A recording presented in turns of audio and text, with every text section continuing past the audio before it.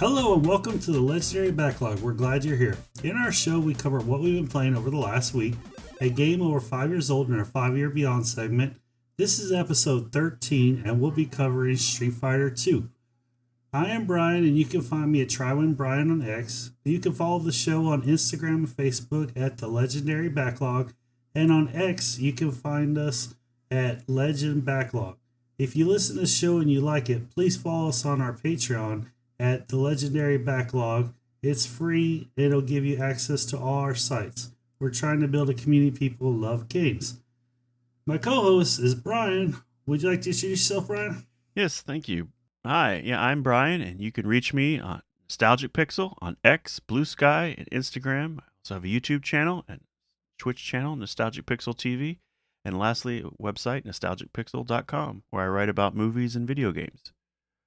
Hey, Brian, what have you been playing lately? This week I played some Claire Obscure Expedition 33.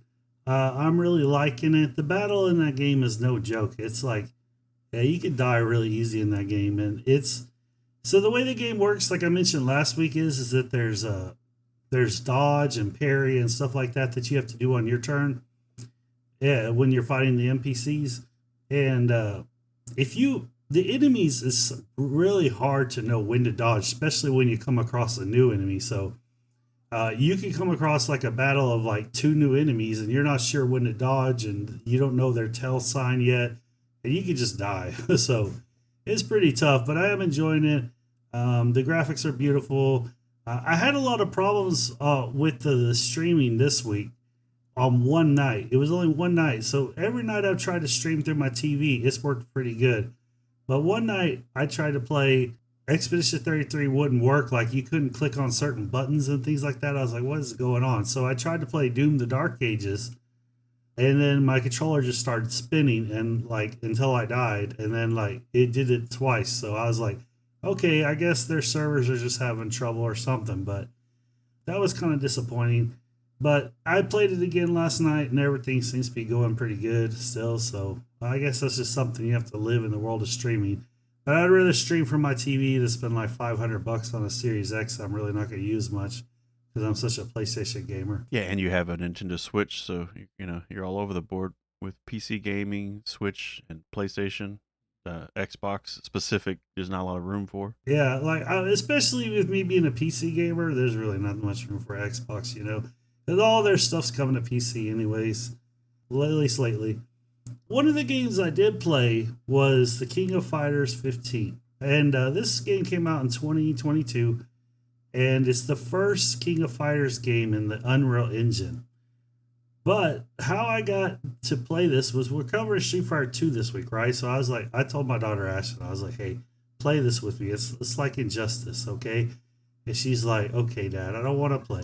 I was like, just play with me. I do stuff with you all the time. I said, just play with me for a couple of rounds.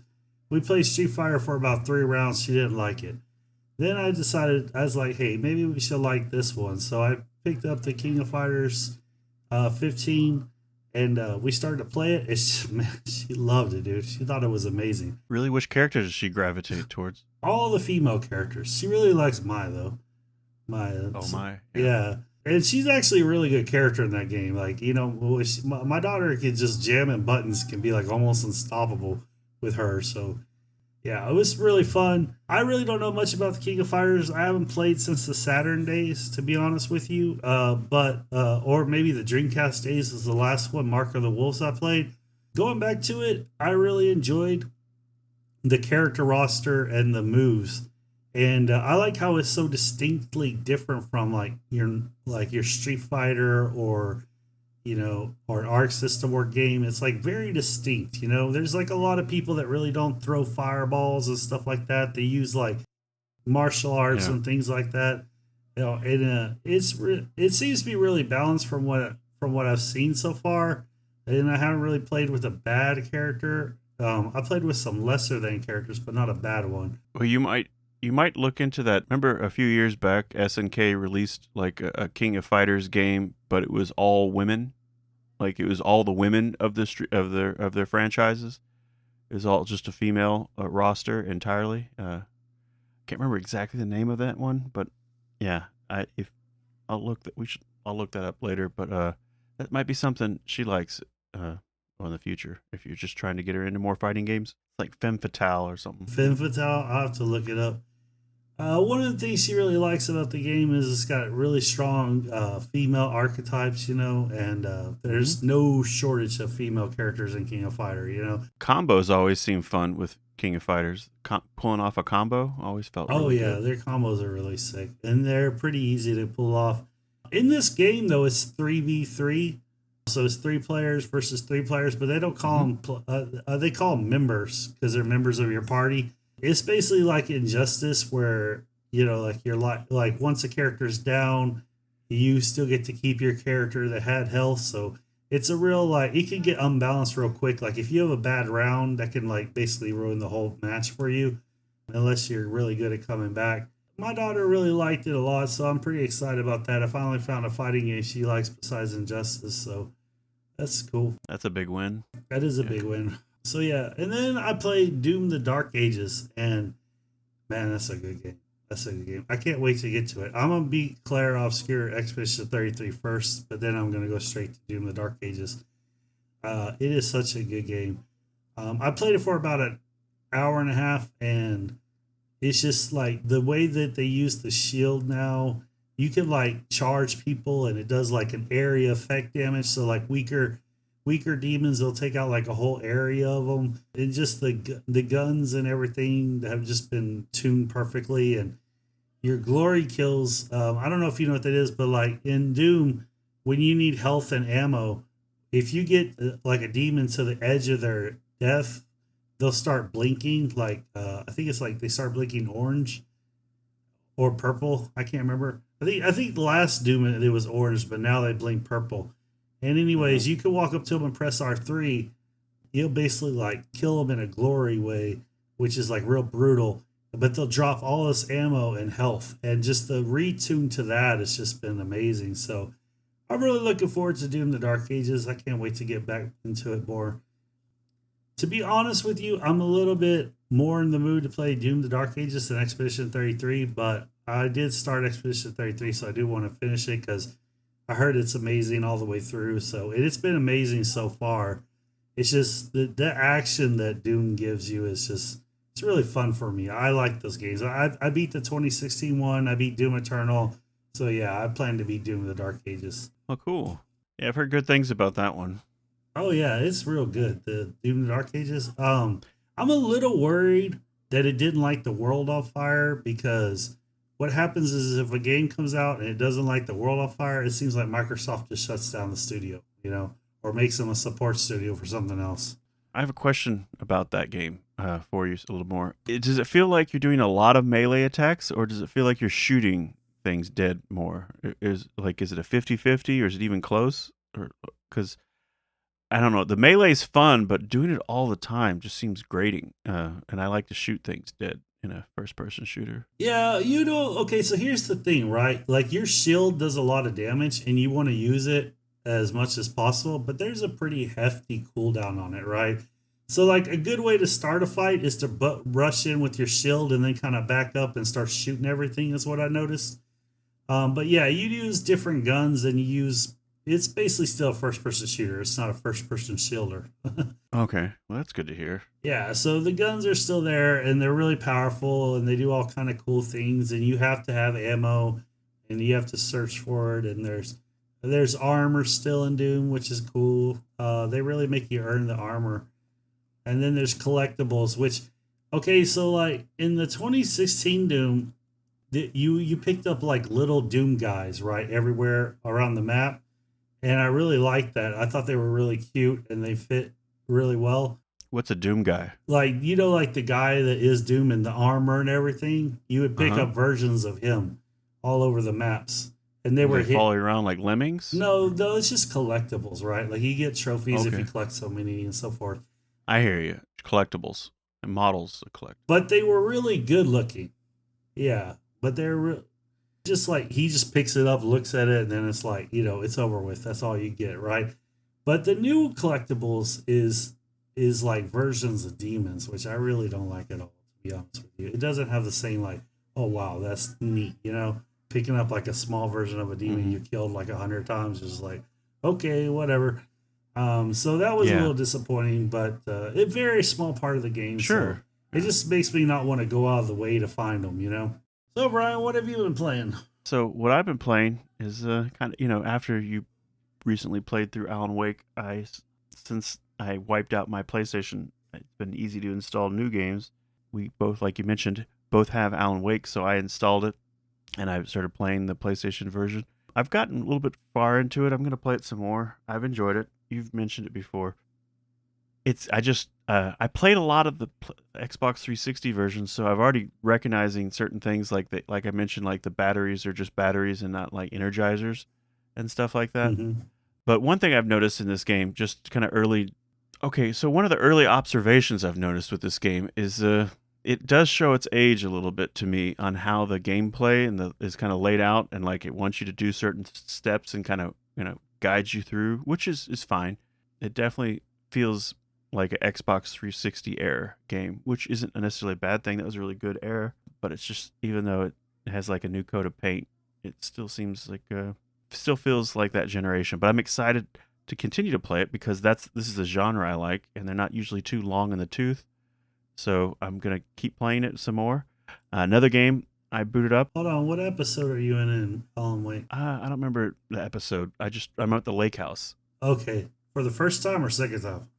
I guess it'd be the first time. Okay, gotcha. Yeah. You know what? A lot of people say that the Alan Wake's gameplay has aged pretty badly, or like it just feels old. But to me, I actually enjoyed it because it felt like refreshing. It felt like a simpler time when games were more, hey, just have fun with this game. You don't have to collect. Brian, you don't get that argument from me. I like playing old games, so if it plays like an old game, that's not a bad thing at all. It's just a sign of its time, an error for me. You know, I'm like, oh, I can't do this. I'm frustrated. I don't get like that. I Yeah, just I guess okay. I'm just saying, like, I miss the period where, you didn't have to do like all these things, all these objectives all over the map and stuff. Alan Wake is pretty straightforward, and like, I kind of enjoyed that about it. Yeah, it's linear, and the way I liked it to be linear. So it's telling me to go do something, I go straight to do it. I might look around a little bit, but mostly it's just going to the next objective, working it out, because that's the way it's built. It's fun that way. But so another game I was playing some this week was Grand Theft Auto 3. You mentioned like we'd recently got it on our PlayStation Plus subscription, and I know there's been a lot of updates to this specific release that was part of like the definitive trilogy or whatever that was based off of like the iPad version. It's gotten a lot of love and a lot of different upgrades to make it a lot closer to its original, but with all the benefits of higher resolution and everything. And it runs, from what I saw and what I played, is a lot of fun. And I'll tell you what, every time I play that game, like the first time I played that game, I was all over the place and I did everything. And then every time I keep going back, I'm very more strategic. Like I can, oh, you want me to go pick up this girl and drop her off here? Boom, I'm in a car. I'm picking her up, dropping her off. You need me to go do this? I'm really quick.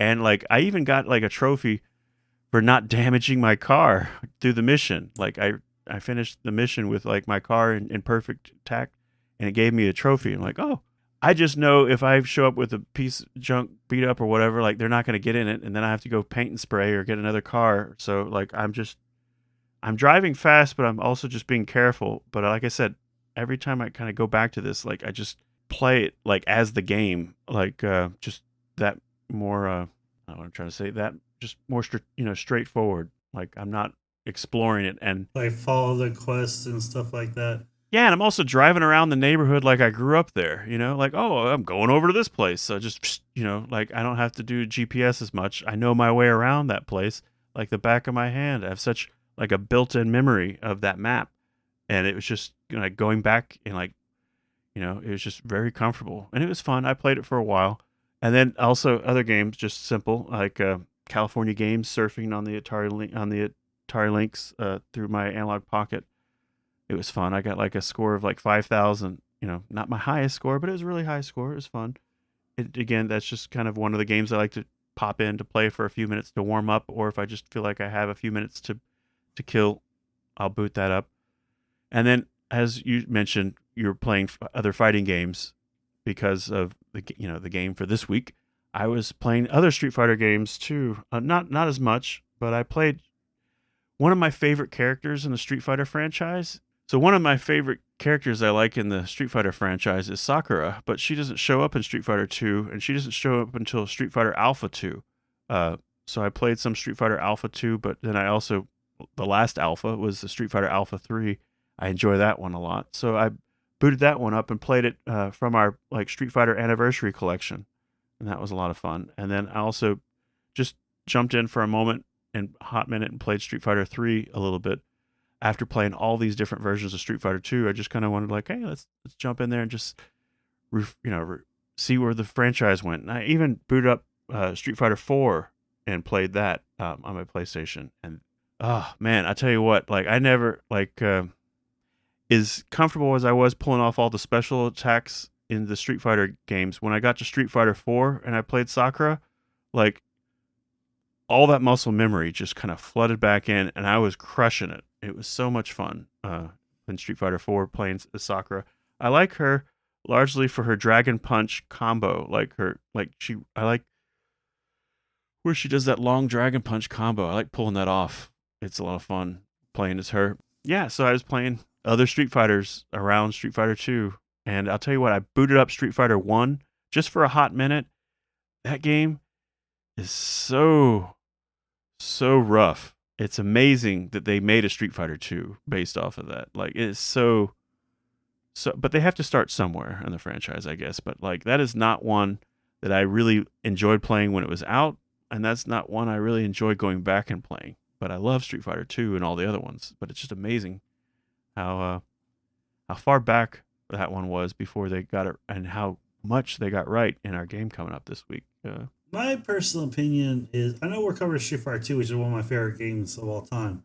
My personal opinion is Street Fighter 4. I think Street Fighter 4 Ultra is the best game that Capcom's ever made fighting wise. Yeah, I was playing Ultra Street Fighter 4. So much fun. Street Fighter 5, they started to lose me a little bit, but it was decent, but it just, you could tell they're trying to go in a different direction instead of perfecting what they did before.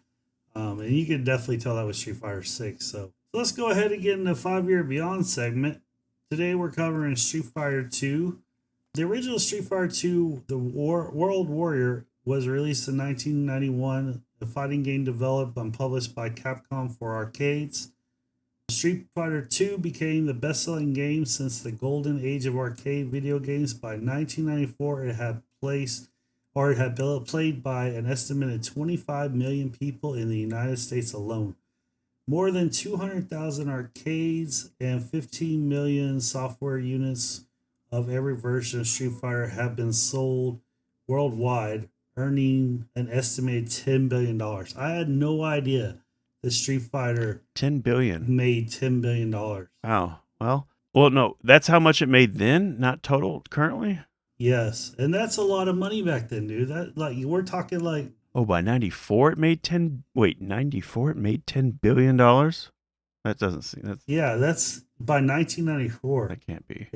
Yeah, that's got to be total revenue over the lifetime of the franchise. Or maybe that's total revenue. That might be total revenue. Do you remember when you first saw it? Yeah, I remember when I first saw it.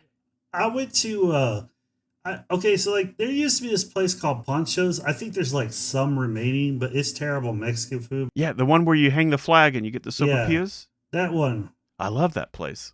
My mom used to take me there every Wednesday. And one time I went there and they had a Street Fighter 2. And it used to be, those restaurants used to be so packed you had to wait in line for a while just to get your food. Yeah, they had a waiting list. I begged my mom for some quarters and she let me play. And I got my butt kicked pretty bad because, it was so popular that two people were always playing at a time. You weren't playing the computer at all. And it was 50 cents too. Yeah. Most of the arcade games were a quarter. This was 2 quarters. And, if you were bad, your game was short because you're playing against the other guy for his 2 quarters. Yeah, I did pick Ken my first time. And it's funny, Ken is still my favorite character nowadays. I really enjoyed it. I thought it was special. he got me right away. And this week I played the original Street Fighter, the World Warrior again, and it kind of brought me back that memory, that nostalgia. And Yeah, I remember when I first saw it at the arcade. We had just finished up like a season of like a YMCA baseball, or I think it was our baseball team was like celebrating the end of the season, and we were at a Mr. Getty's Pizza, and they had a little arcade games set up in the back, and there it was, Street Fighter 2, the arcade game, and it was so incredible. 6 buttons. Like that was just like, most games had like 2, maybe 3 buttons. There'd be like a punch, kick, and a special or whatever. And this had 6 buttons. That was something else. And I just remember since I was there with my whole like baseball team, like we all kind of crowded around it and we're playing it, and we're all very new. Like no one's like was up there pulling off any skills, but it was a lot of fun checking it out. And the fact that it had 6 buttons, and then shortly, the Super Nintendo at home had 6 buttons. It was really cool that to see a game actually use like all 6 buttons like that. Later on, when it came out on the Super Nintendo, Super Nintendo had 6 buttons, worked out. But like that was so incredible. And I remember that later on, I saw like the original Street Fighter in the arcade, and I was just like, whoa, yikes! This is a rough one. But boy, Street Fighter 2. And then, we there besides all the different versions, like I think, later on see like bootlegs of Street Fighter 2 at the arcade. Like did you ever see any of the bootlegs, like the rainbow editions at the arcade? my mom went grocery shopping once to Sack and Save. You know how grocery stores used to have like comic books and arcades at the front and Hmm. stuff like that, right? Back then, they had several arcades, but one of them was Street Fighter 2. And I was watching a couple people play. I didn't get the chance to play because my mom wouldn't give me the quarters or anything because she was grocery shopping and she only had a checkbook. I remember watching, and I remember people doing hurricane kicks in the air. I remember people doing Hadoukens in the air and doing crazy combo stuff. I thought it was pretty crazy. I thought maybe a new Street Fighter had come out that I didn't know about. I didn't realize it was a hack, which is pretty Yeah. interesting that there was actually arcades of those hacks. Yeah, I mean that's what it was. It was crazy because like you look at the cabinet, and like the one I remember seeing, it was just a regular Street Fighter cabinet. Maybe it was like even didn't have all the graphics on it, but like it was, yeah, it looked like Street Fighter Champion Edition, but with all this other crazy stuff going on. And I love being able to jump up in the air and throw like a fireball and stuff. It was really cool just to see that there was such a scene like that, because even though that's not new, like Miss Pac-Man was an arcade hack. It was cool to see that was kind of a thing in the world, because there's so many versions over the years of Street Fighter 2 that happened, and then you had these bootlegs kind of sneak in. It was able to do a few things that they weren't able to do. One of the features of the bootleg was just it kind of sped the game up, which it looks like Capcom looked at that and said, "Hey, that's some of these ideas we should incorporate in later versions," which is kind of neat. About the versions, right? So you Hmm. mentioned Street Fighter 2 Championship Edition. That was released on March 1992. It rebalanced characters, power levels, and allowed both players to match the select same character, or both players to select the same character with different colors. I did not know in Road Warrior you couldn't do that. Did you know that? Rogue Warrior, what are you talking about? Or World Warrior, the Street Fighter 2 World Warrior. Oh, the first one? Yeah, they Yeah. didn't have alternate colors. See, I never noticed that before because I never seen anybody try and pick on that version try and pick the same character as I'm playing. But I thought that was a really neat addition to Championship Edition. That really allows you to pick the characters you want. The way these revisions came out, they came out fast too. So like even though Street Fighter 2 The World Warrior was the first one that came out, like once like a new version like Champion Edition came out, like everybody up like, that became the new norm, and then the next version came out and that became like the new norm. And it wasn't until like we're like several versions in that you'd actually start seeing older versions of the arcade, but like people upgraded their arcades, just upgraded right away. They must have seen like the big how popular these were and how well they were selling, that it was worth the upgrade to keep the interest, and they did. But like there was just so many revisions. Yeah, there was a lot of revisions, and I'm gonna tell you something that's gonna be kind of shocking. going back and playing all the different versions, and maybe this is just the gamer in me nowadays. I really like used to be I love the turbo Hmm. mode, right? But going back, I really liked the original Street Fighter 2 and the Championship Edition because I really like the speed because it seems like it's slowed down, or I guess you would say it's normal speed, but you can really react really well to what the person's doing, instead of just kind of like, it just gives you a chance to react, and it gives you a chance to really pull off nice combos and things like that. I really like the speed. I didn't think I would say that, but going back, I really enjoyed the speed of those.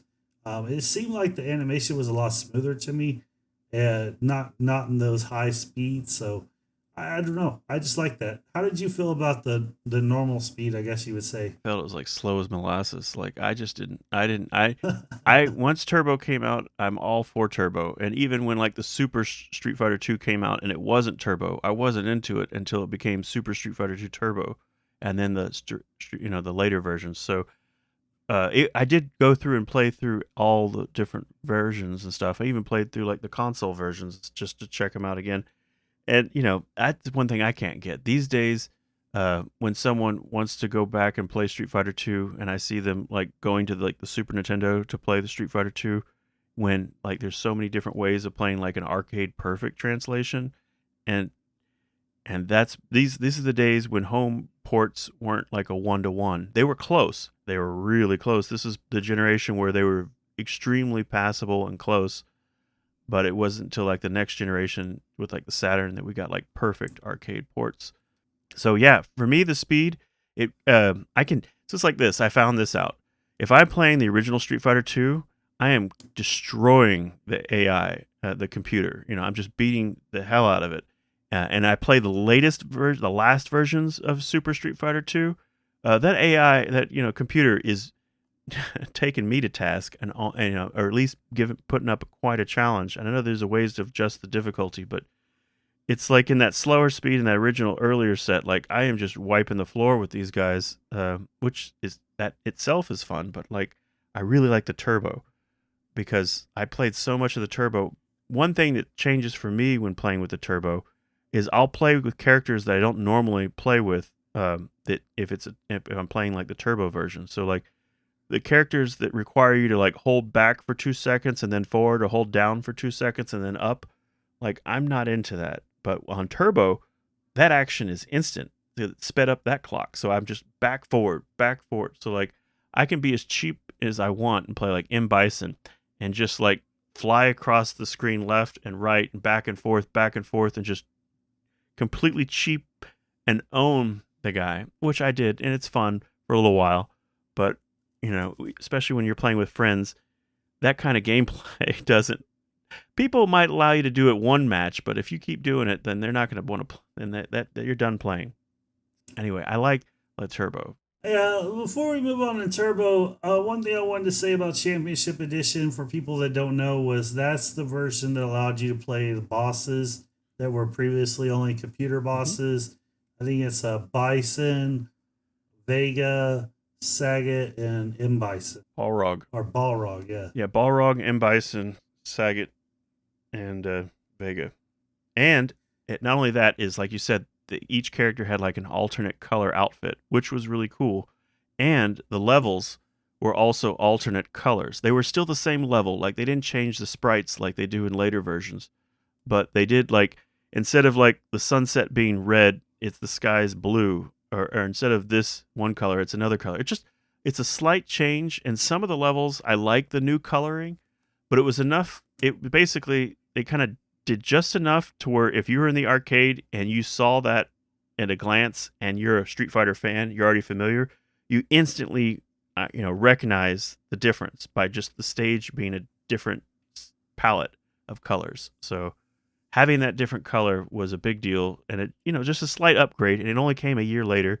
But being able, like you said, to be able to play the bosses as playable characters was a big deal. yeah. I mean, it's a fighting game that had like six. I think it was six characters or eight It had eight characters you could characters. select. And then they added four more. That's huge. That's a big percentage of the roster update. And then on top of that, I really enjoyed the recoloring too of the levels. I thought it looked really good. I thought it was like more perfected version of the levels, and they're really noticeable color updates. Like when you go from one to the other, they're really noticeable. But that came so Championship Edition came out March 19th, 1992. And then Street Fighter 2 Turbo Hyper Fighting was released in December 1992, so not even a year later. It increased the playing speed and gave some characters new special moves.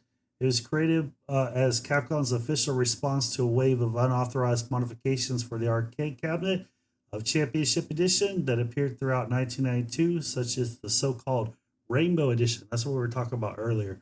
Yeah, so this is a direct result of those hacks that we saw they were out. Like they sped it up was one of the things in like the hacks, like the Rainbow Edition, plus a few other things.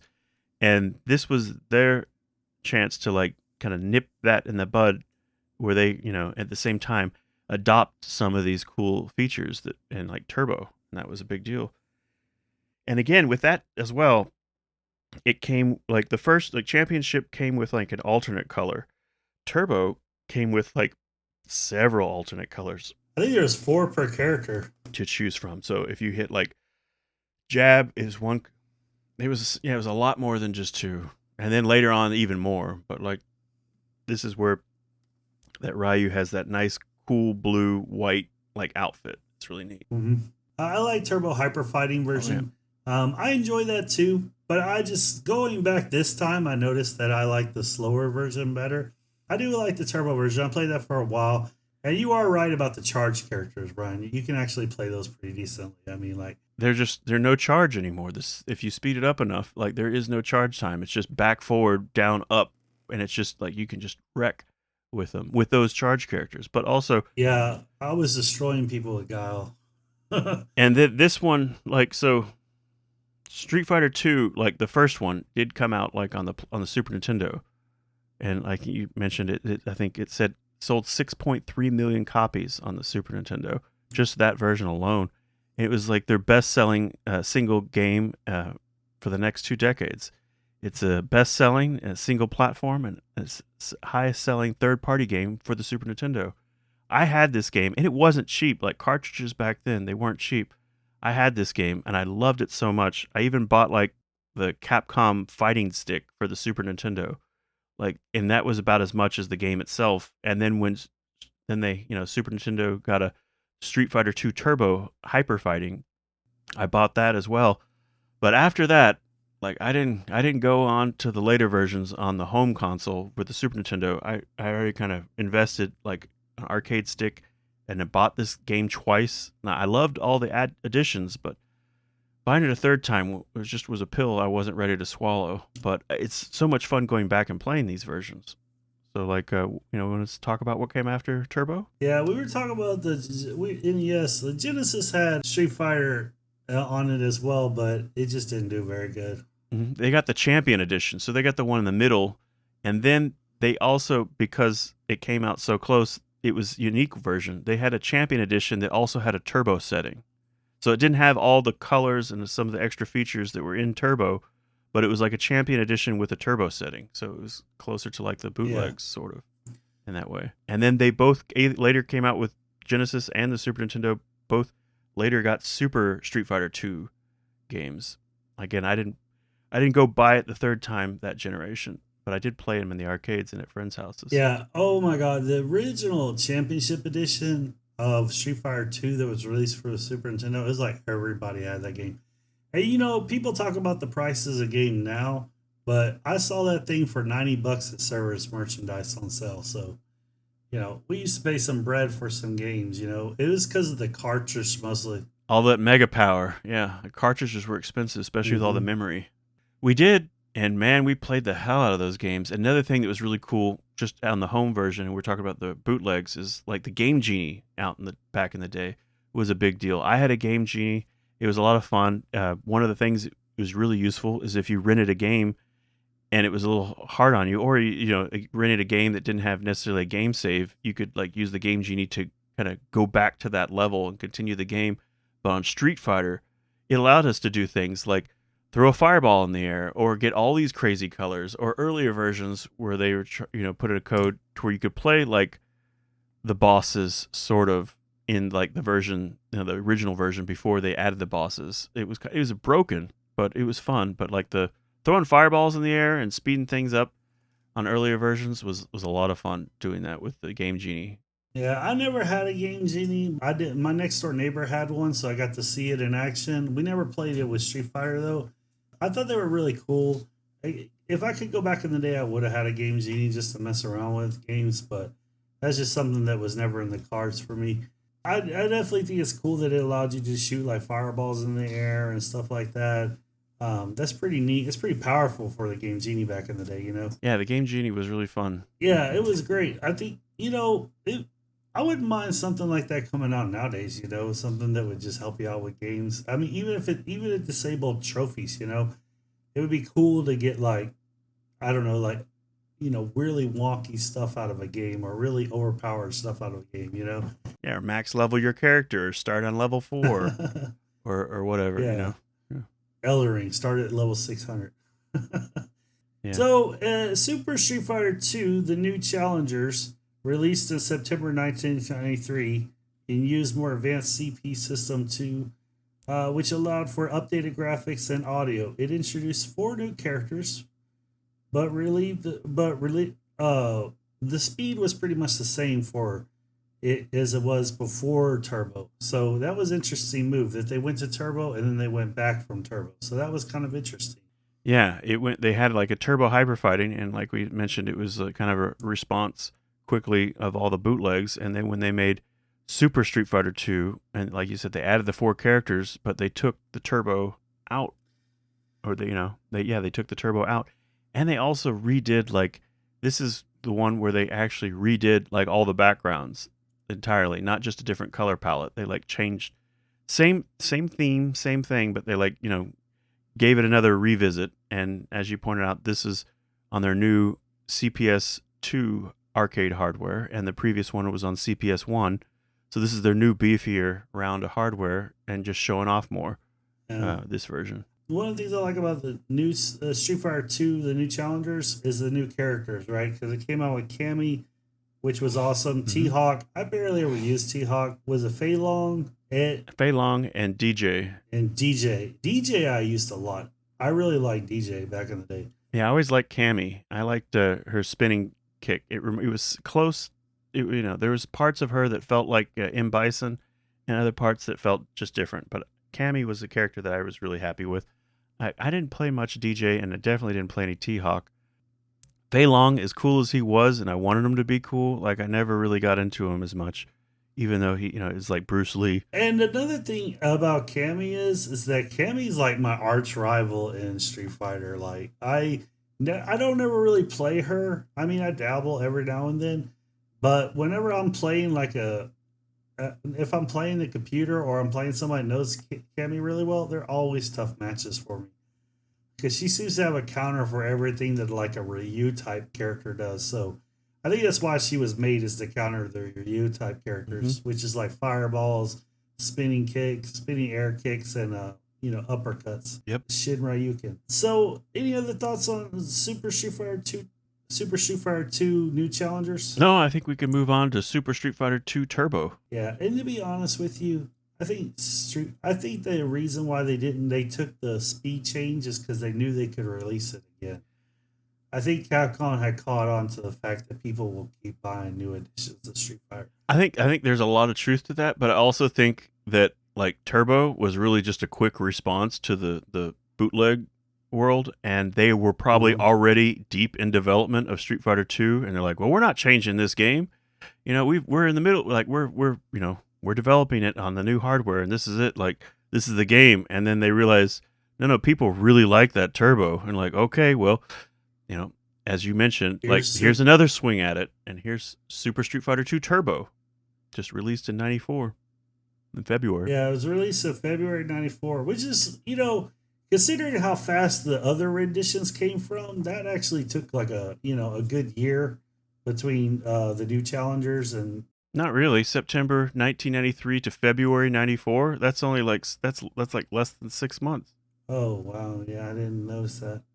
Yeah, it's just a faster edition. No, this is quick. this was basically it seems like we were saying, like, they worked on this game for a while and then quickly realized that they need to put turbo in this thing because that was a huge, huge positive. And I remember even seeing the arcades, like you would see, this is where you'd start to see like other versions like stick out. That this was like you would still see like you'd still see Street Fighter 2 Turbo in arcades actively next to like Super Street Fighter 2 arcade cabinets. Like they And didn't people go were playing away. both of them. People liked playing the old versions. Mm-hmm. Graphically, the thing that blew me away from the Super Street Fighters was that Ryu scene at the beginning where he's just kind of bouncing and then all of a sudden he shoots up. Oh yeah, that was a real tour de force on the graphics there, showing here's the new hardware. It was badass. Yeah, I was like, wow, dude, this is almost real looking. It's funny how you feel that way with games when they were like totally not real looking. Yeah, I remember playing like Punch Out on the NES, going, "Look, it's just like a living cartoon." Can't get, But now oh yeah, that intro is it's really cool. What they were trying to do with that system, you could see that it was, they kind of changed the hardware, and I guess they reached a limit. And even when I was playing all these different versions this week, I even saw that they went back and made a CPS2 version of Street Fighter 2 Turbo. Like I said, that version was really popular. I guess I could see that they were like, well, we need to figure out a way to sell that version on our new hardware. So they did. Yeah, that's cool. I did not know that. Mm-hmm. And it plays just like the same, but it just runs on CPS2 hardware. Super Street Fighter 2 Turbo. Who's your favorite character? Is it Cammy? I like Cammy, but Super Street Fighter 2, the whole series, my favorite character is Ryu. Ryu? Mine was Ken. At this time, I had learned to use Guile and Blanca. The charged characters really intimidated me when I was first a new Street Fighter player.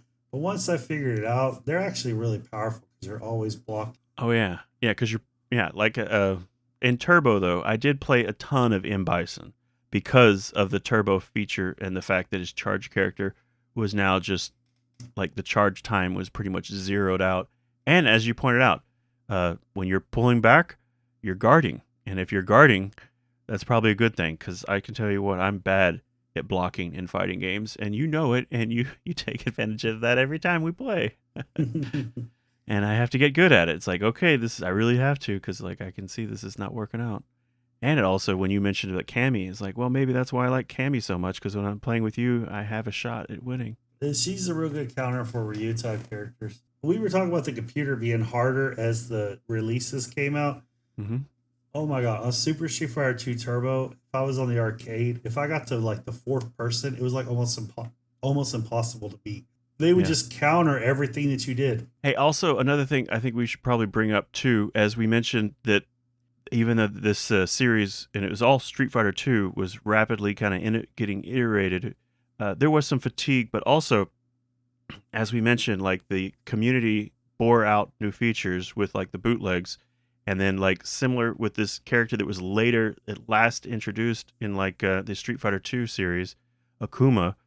His character was kind of built out of, like, a EGM, like, Electronic Gaming Monthly magazine that had their April Fool's joke about Shang Long being a playable character in the game.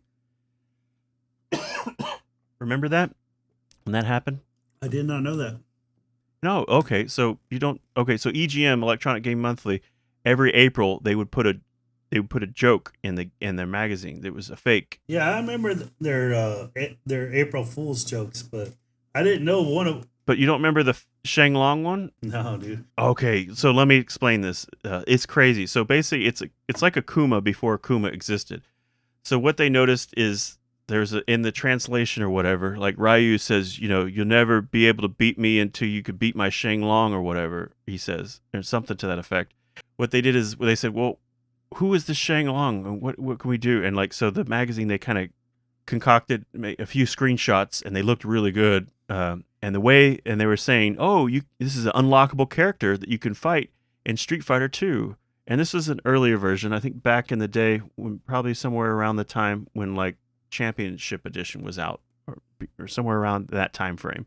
When this magazine was published. And even though it was on home, they were saying this was an arcade like Easter egg. And so in order to unlock them, you had to play through like as your character and beat everybody without ever taking a hit. So you had to have perfects through every single person, and then you had to get to like M. Bison, and then you had to like run out the clock without getting hit.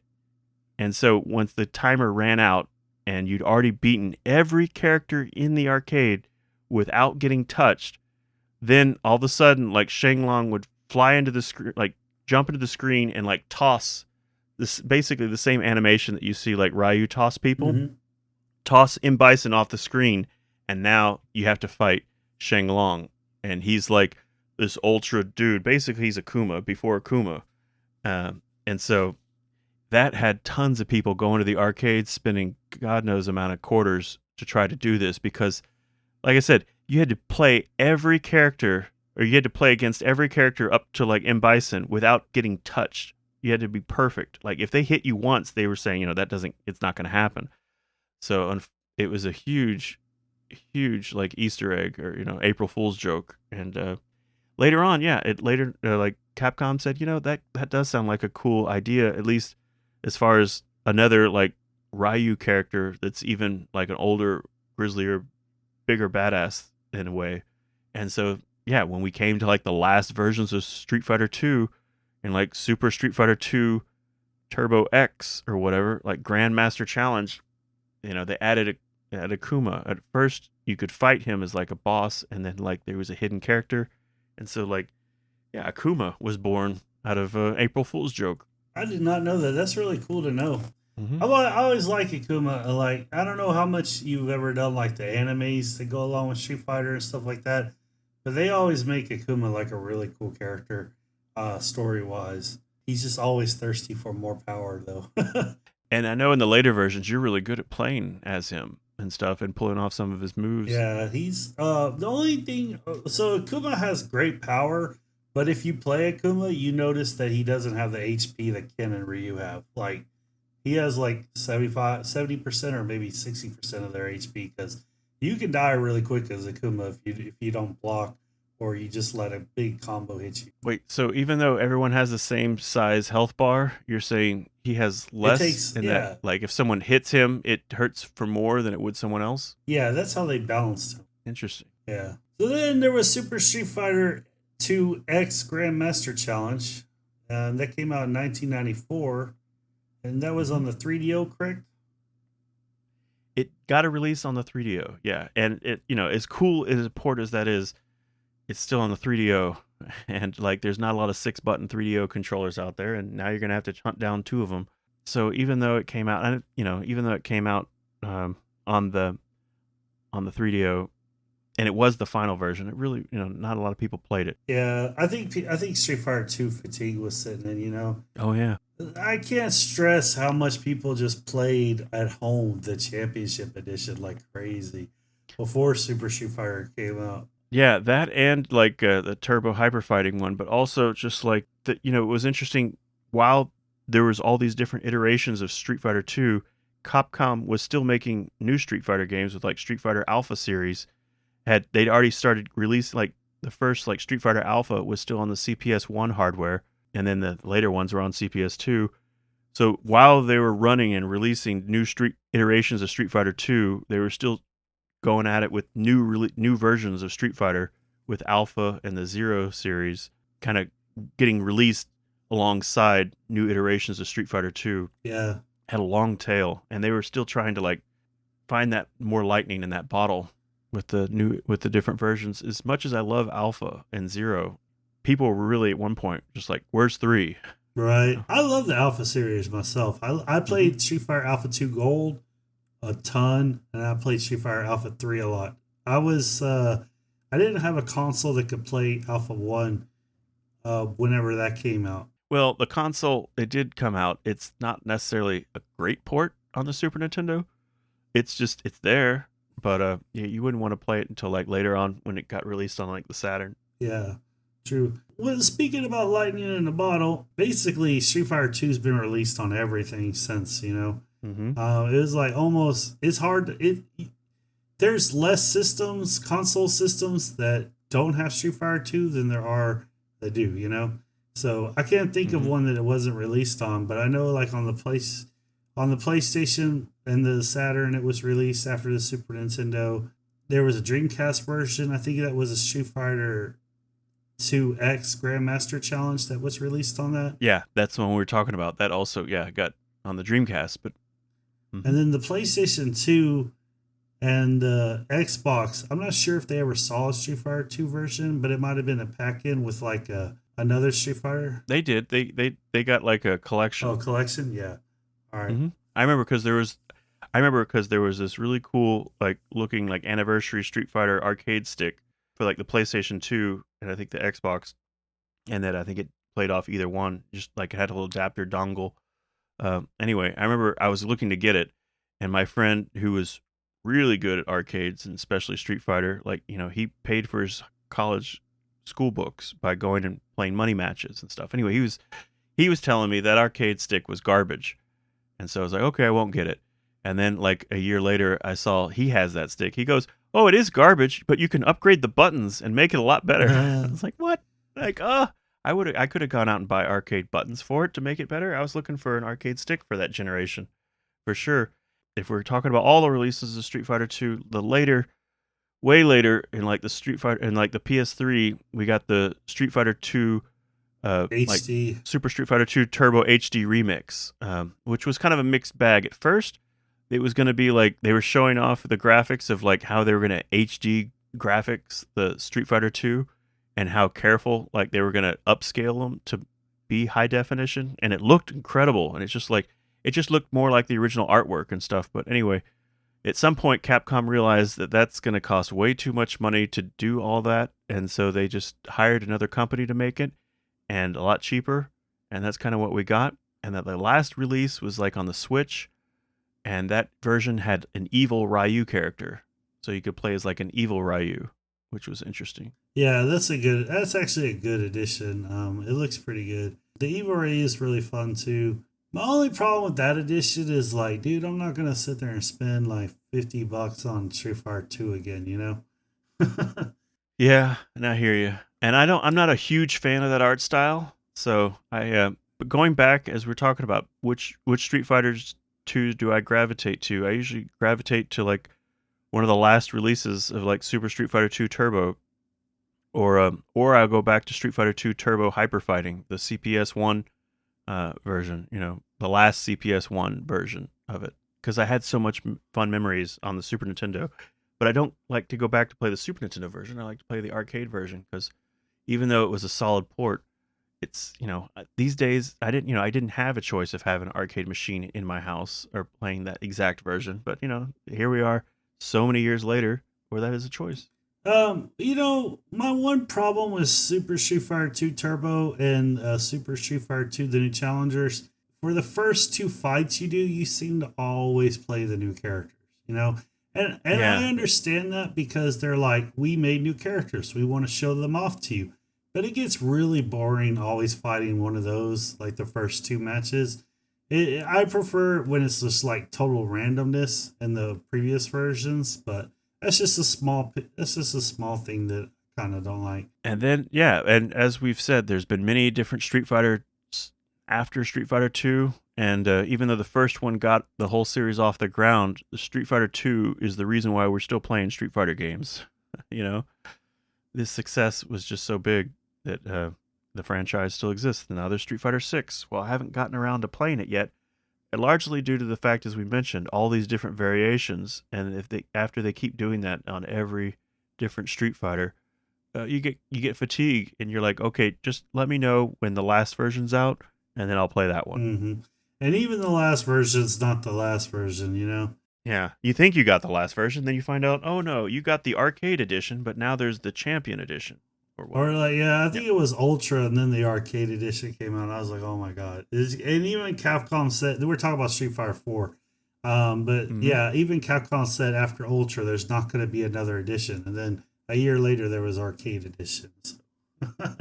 Yeah, I like Street Fighter 3, just to throw that out there, because that was like the next one after the Alpha series. I played that. A lot of people didn't like Street Fighter 3. I felt like the whole roster kind of took a downturn because they tried to put so many new people in. But the people that I was familiar with and liked, I did enjoy it. And then Street Fighter 4 was by far my favorite out of the whole series. I think that was. Yeah, that was another bright spot for sure. That was one where I had to go out and get another arcade stick. And at that time, I was thrilled that they were offering such like Mad Catz. It was interesting. Mad Catz was selling this arcade stick and they were selling it so hard. They're like, look, we didn't even make it. Like those are not our buttons. That's not not our stick. We're buying these Sanwa arcade buttons and arcade sticks, and we're having Capcom overlook all the manufacturing and giving us their blessing. So that Mad Catz Street Fighter Tournament Edition stick was so good. And after that, it's like any arcade game that showed up, like even a beat 'em up or shoot 'em up or whatever, I was thrilled to play on my PlayStation with that arcade stick, and I still love that arcade stick. But Yeah, Mad Catz used to make third-party hardware for systems, generally known for bad. and they went out of business because, yeah, generally known for bad product. But I have a Mad Catz Street Fighter 5 controller for the PS4 and 5, and I actually really like it. Oh yeah, at that point they were turning the corner on actually making controllers that people liked, because generally growing up, like third-party controllers for consoles were often less than like just less comfortable, less enjoyable, less reactive. They're just less than like the standard one. But after a while, they definitely, especially like I said, once they kind of worked with Capcom, they really upped their game on their controls, and like that 6-button fighting pad that you have